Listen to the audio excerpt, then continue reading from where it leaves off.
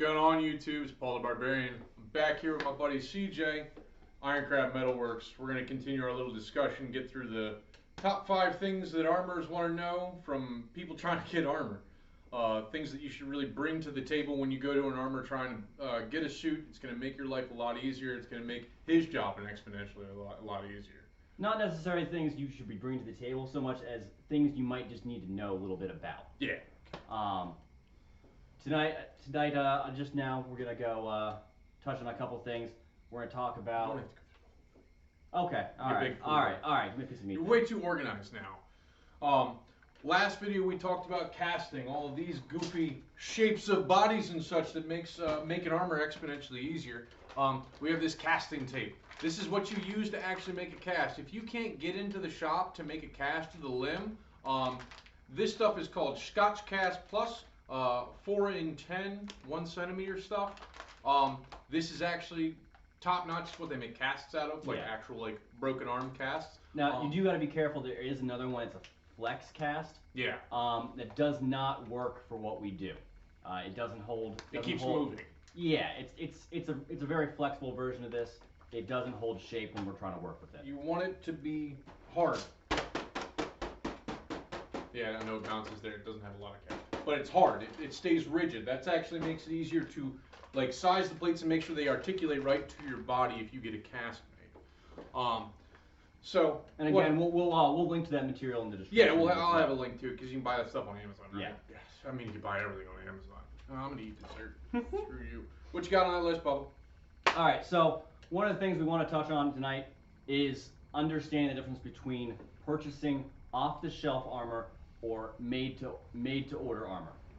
This is going to be the difference between walking into a business and literally picking a piece of armor off the shelf and walking out with it that day versus contacting a smith or a company and sending in your measurements and having them custom make that armor for your body. And this is a big thing. I mean, I will say, coming from like an awkwardly sized human's perspective, exponentially better to have a made-to-you suit, because it is like a finely tailored suit that you would wear like going to weddings and stuff like that. It's the same kind of thing. You want to be able to move it. You want to kind of be able to do stuff in it. It's just more important this way because you need to be able to fight people. You want to be able to punch folk and dodge and dip and dive and all that kind of stuff. And I say dodge again, another word. You dodge a wrench, you dodge a bone. The big benefit to buying off the shelf armor is the fact that you're going to get it immediately. There's very little wait time, if any at all, other than shipping time. They have it in stock. They have it in stock. You get it. And there are a lot of armorers out there that have a wide range of sizes available in their off-the-shelf armor that can give you a pretty decent fit. Yeah. We're definitely not here to talk crap about off-the-shelf armor. It's a thing. It gets people into our sport. It's perfectly fine and convenient. Exactly. Again, you just got to be aware of the downsides. You know, it's often it's going to fit a little bit looser. You're going to possibly get a little bit of binding in your range of movement because it doesn't interface with the rest of your gear quite as well. And it doesn't hang on you correctly. Like if it's just if it's big in one direction or another, you might have to do some chopping or something like that on it just to make it fit perfectly to you. Made to you suit will already be there. You don't really have to do a whole lot unless you screwed up a measurement. You got bigger or smaller. Yeah, that happened. But usually that can be fixed one way or another. Off the shelf kind of stuff, I mean, I've worn off the shelf stuff. It did not help me at all. That was when I first started, and then I just made my own suit because I'm like, I can't wear this. But again, you're a bit of an awkward size. I am an awkward size human. Again, if you're more of a common size or generic sized human, off the shelf armor is definitely an option. The made to order stuff is going to be definitely a bit more personal fit. You can talk with your armor about how you want it to fit, and they can definitely customize that for you. Properly fitted armor, especially plate armor, articulated limbs, and just cuirasses and stuff like that. Proper fitting is going to go the long way between making it something that just kind of looks cool that you wear and something that's actually practical and feasible to fight in. Buying off the shelf like a full breastplate like this thing is, where this is like one, maybe two pieces up in the top, that's a lot more difficult to buy off the shelf made already. Those were made specifically to the human. They're very important for their articulation, how they sit on your body, how they take blows, and everything else like that. The coat of plates that we have sitting here, can't really take it off the thing, but like it moves. It's got a little bit more give and play and a little bit more slop in it. You can make it fit a little bit better to you off the shelf. And because it's not just giant single plates, you have buckles and straps that allow you to adjust that fit and either tighten or loosen things that give you a little bit more freedom in the range of like we said, like fabric stretches and everything else like that. Big plates of steel don't. This is just it's how physics works. I don't know. I can't argue with physics anymore. I'm scared of heights because I don't like my head hitting the ground from standing upright. It's a problem. Now, proper fitment and buying, off the shelf versus made to order fit is less important when you're looking at floating limbs again, because they're not a solid piece. They have a little bit of movement in how they're mounted and everything, so you don't have to be quite as precise. They just kind of sit on you like that, and that's how they're a little bit tied together. There's not a whole lot of movement here. It's just a couple of set plates. Now, and then there's the difference of a fully articulated arm. Jostle that around as such. Like, there's a plate in here that spins. Like, his arm can go a full, as much as he wants.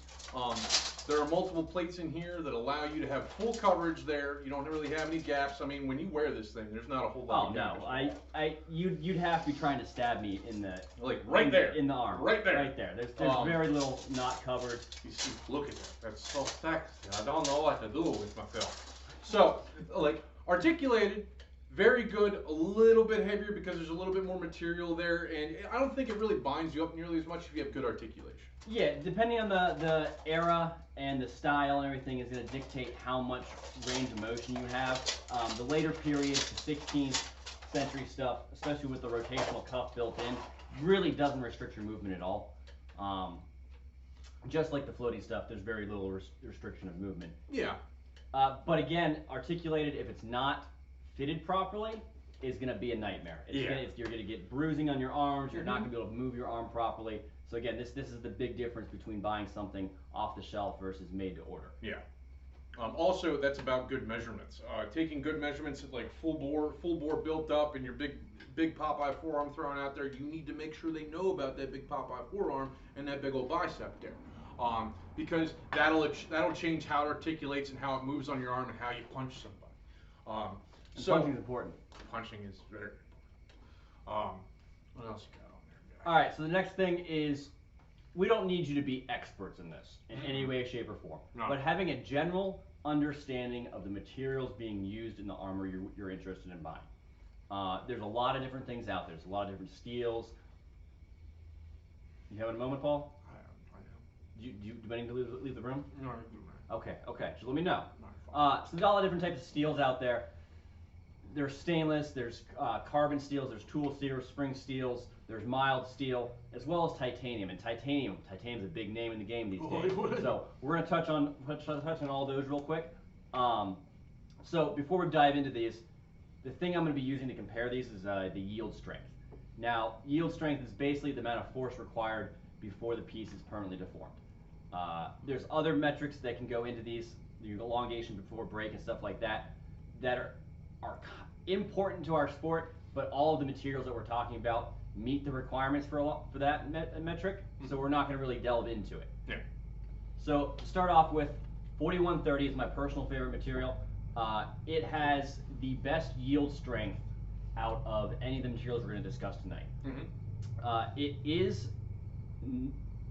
It's a chromoly steel, so it is supposed to be rust resistant. However, it's really not. No. So it takes maintenance, but your strength is great and your weight is fantastic for what you're getting. When you have a proper temper on 4130, like it doesn't. I have things made out of 4130 that I've worn against the Russians and the Ukrainians and everything else like that, and I've been pummeled on. Your helmet there is 4130. Yeah, my helmet's completely made out of 4130. That thing's been around 5 years. As long as I've been in the sport, so about 6.5, 7. Like. And there's not a dent on it. No, not a damn thing. It's the magic steel, as everybody likes to call it. but at the same time, I think that it has. You can make armor lighter out of it because you can use lighter steel. You can make lighter gauges of steel. Yeah. The spring steel, it takes a blow and then it springs back to where it was. If it's got a good temper on it, it's fine. You use all of 4130 in your shop, right? Iron Crab 4130 is our go-to material. We can work in other materials by request. However, again, 4130 is my favorite thing to work. You did make a stainless Gothic kit, didn't you? No, that was 4130. We just put a high polish on that thing. Okay. That was an adventure. So the next one up we're gonna go to is 301 stainless, full hard. Now you can buy 301 in various different conditions. The big thing to understand is that stainless steel, 301 stainless steel, cannot be hardened after being made. This means you can't introduce heat to it, you can't hot work it, so your forming options are limited. You're not going to be able to easily create complex curves or like fancy shapes. Yeah. Again, 301 at the full hard variety is of roughly half the strength of equal thickness 4130. So just putting it in there, but it is highly corrosion resistant, so you don't have to do a lot of maintenance on it. Yeah. I don't think I've ever actually seen 301 rust. I don't have a ton of experience with it directly hands-on. I've seen it pit. I've seen it get pitted because of sweat and sitting in a bag and everything else like that, but that's probably about it. One thing you will hear is work hardened stainless. That is actually like pummeling the hell out of stainless is making it harder. But it's not spring steel.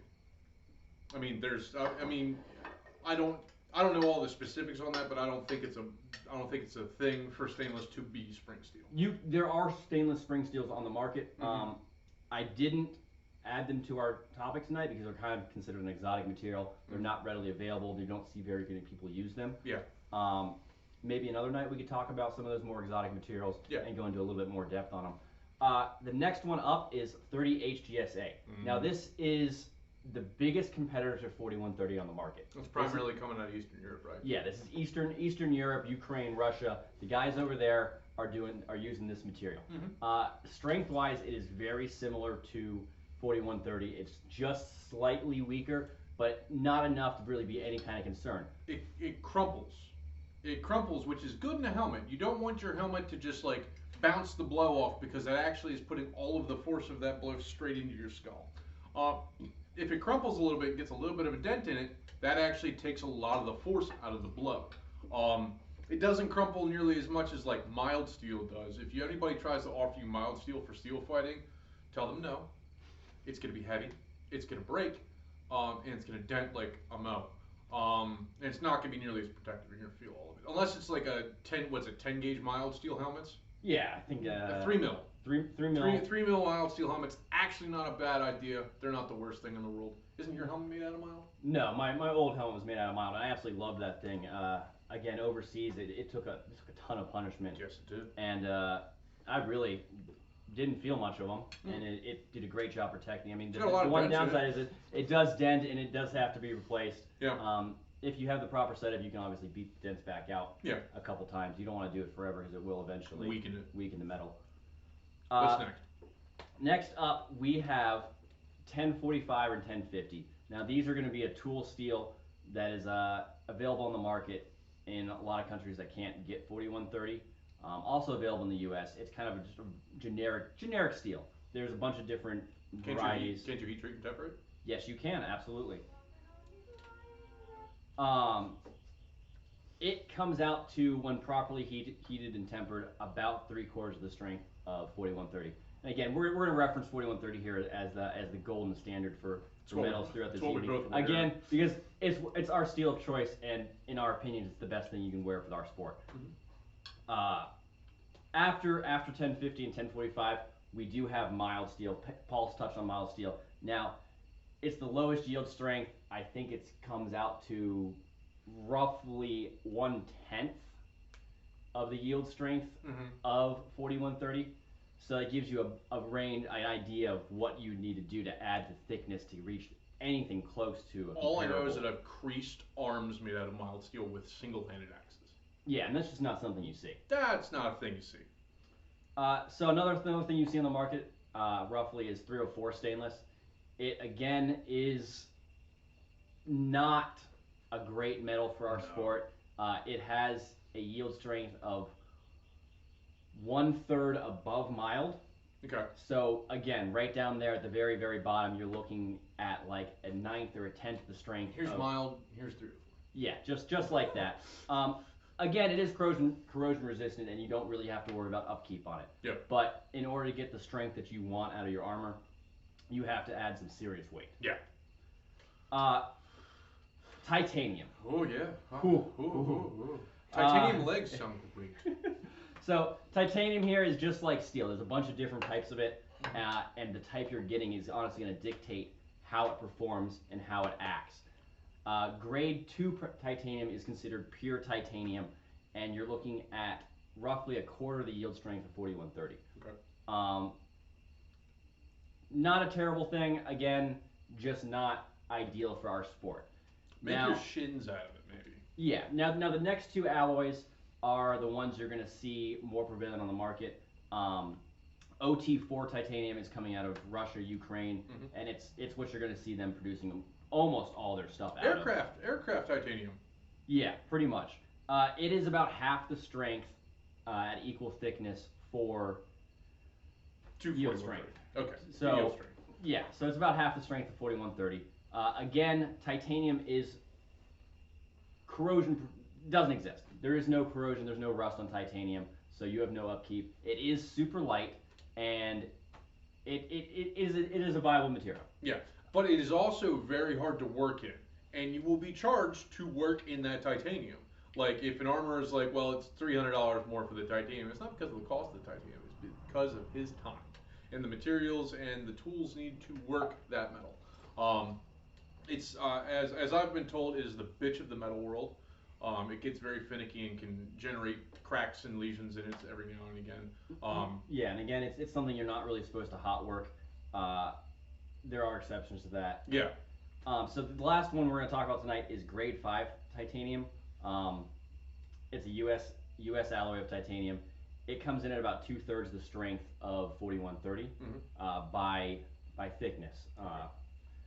Great material, and it can be hot worked and rehardened through a very specialized heat treatment process that requires very controlled and precise time and temperature.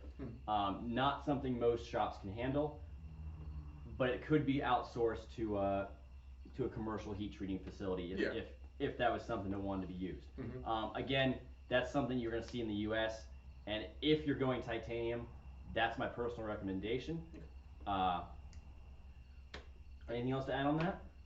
What, your metals? Yeah. I mean, we're pretty.